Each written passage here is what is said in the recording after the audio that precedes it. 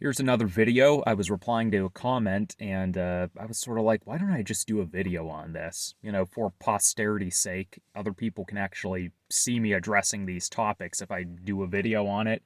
And I can get some things out of the way so I'm not always just answering them in other comments. So, a comment from a guy called Bob Lully, hi if you're out there, basically gave me some recommendations on things to try, and I'm going to explain my reasons why I'm not doing these things. Though I always appreciate recommendations and, um, basically comments about what I can do because it might help me think differently about something, and I am open to different things. But this is my reasoning for these. So, one, oral minoxidil. I think I've explained in my other videos. I currently apply minoxidil twice a day.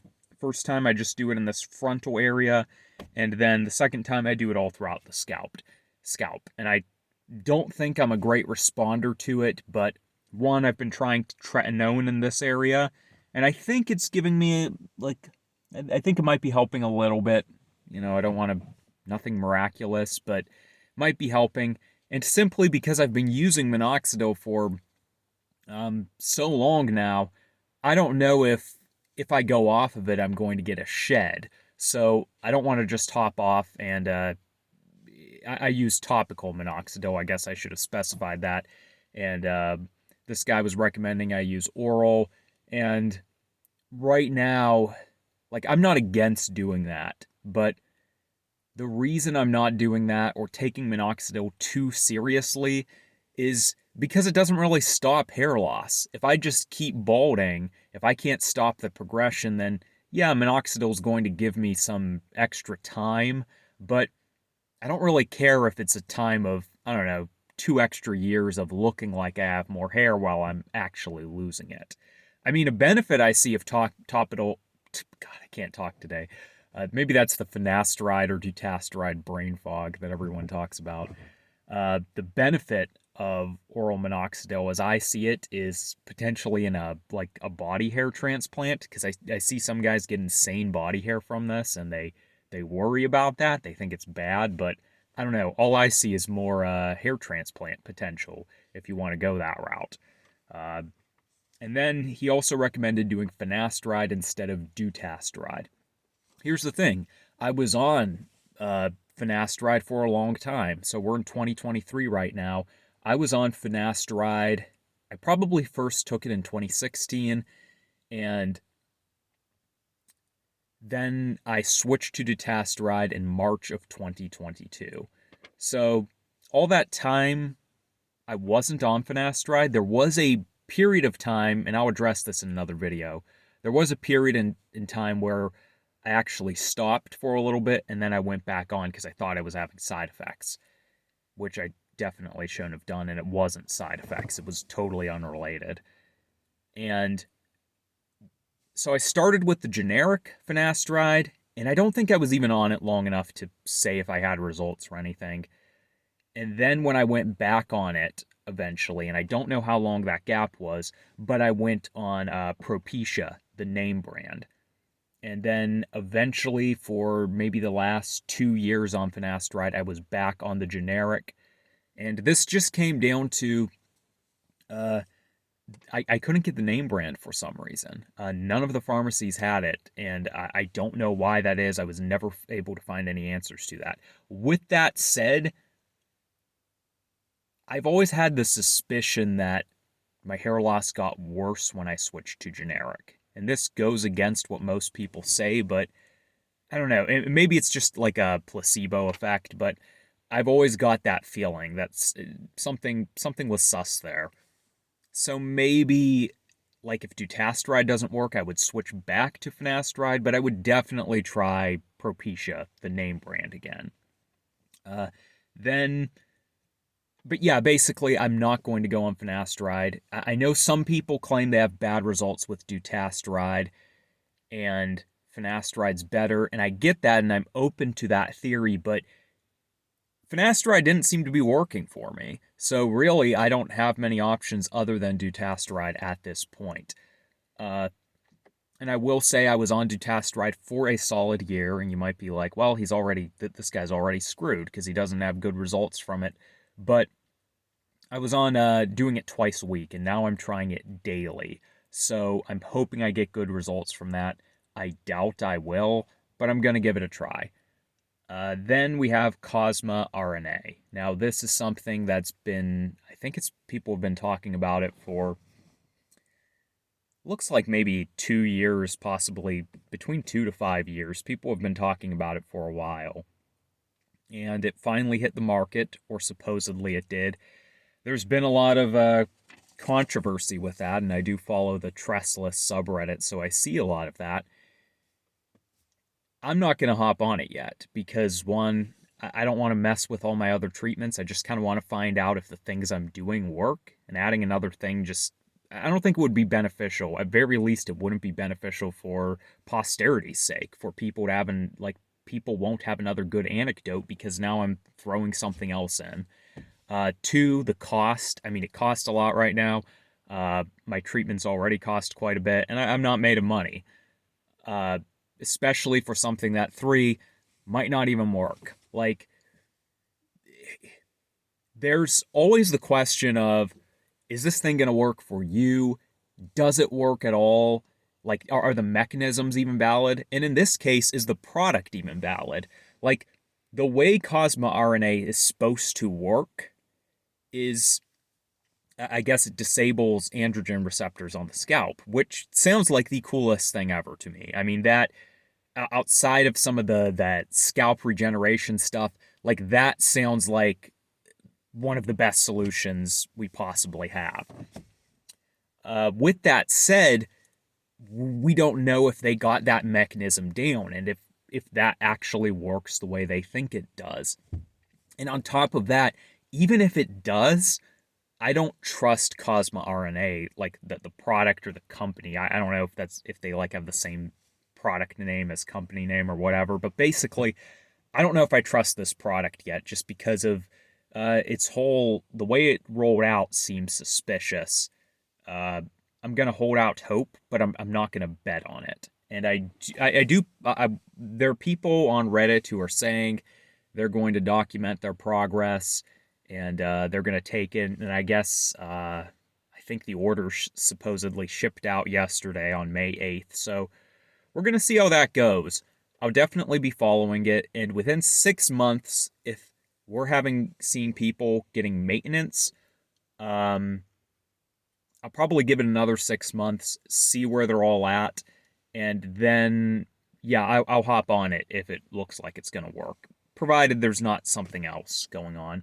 But basically, with Cosma RNA, there's way too many variables going on right now, and I just don't think we can be assured it's going to work. I think the mechanism sounds great, but we don't even know if that's what the product's going to be doing. Maybe someone else will come out and do that better. And then the last thing he recommended was a hair transplant. And this is a strong no for me. If these other treatments could work, let's say all these other things I'm doing don't work, but Cosma RNA does, and I'm able to maintain. If Cosma RNA worked, and I was able to maintain what I have for, I'd give it like a solid 2 years. So I know I'm going to keep this. I would definitely do a hair transplant. I have nothing against surgery. I think it's, I don't know, one of the best marvels of modern science and technology.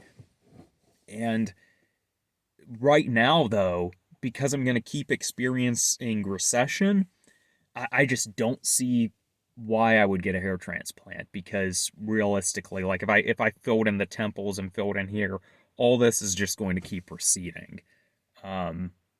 With that said, like, now I'm not saying I'm hoping to go clean bald, but in a way that would make a transplant easier. Look at a guy like Joe Biden, for example. Just went bald on top and then got hair plugs. And basically he was able to determine, okay, this is what I've got going on here. I'm not going to recede anymore in the top because I don't have anything else on the top, so I can get a good idea of what I want to do with a transplant. I'm not in that stage right now. I don't know what my recession rate's going to look like. And then on top of that, I really worry about the the transplanted hair is becoming susceptible to DHT because I've heard stories of that happening. It doesn't seem like it's the norm, though it does seem like it's more common with FUT than it is, I mean, with FUE, which is the new method they're using, rather than FUT. So I, yeah, I wouldn't do that because I'm really worried about that. I mean, the last thing I want is to lose the hair I have back here because I tried transplanting it up here and then it died off. Um, that would just be horrible. So that's why I'm holding off on a transplant. But if other solutions were to work for me, I would definitely do it. Sorry, I feel like there's something on the side of my mouth there. See, I don't know proper internet etiquette if that's like gross to, scratch the side of your mouth or whatever. I work from home right now too, so it's like it's I guess I'm losing all of these formalities and uh, social etiquette kind of stuff. I don't know. Anyways, with the hair transplant, another thing that to me sounds promising is if they're able to get something like verteporfin to work.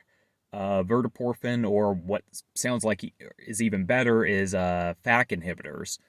If either of those were to work, it's sort of like, I don't know, I'd like to wait to get a hair transplant until I know something like that is on the market. But honestly, if like the FAK inhibitors were to work, I kind of don't see why someone wouldn't just like damage a section of their scalp and then do whatever they need to do to administer that treatment and let the hair regrowth happen. There's a great study on a Duroc pig that shows that happening, and yeah, that looks great. If that could work, if that study on the Duroc pig could work like the same way in humans, I don't care what anyone says about like, oh well, I'd still want to take a pill that cures hair loss. Screw that. Like that would basically be the cure. I'd be willing to endure the pain,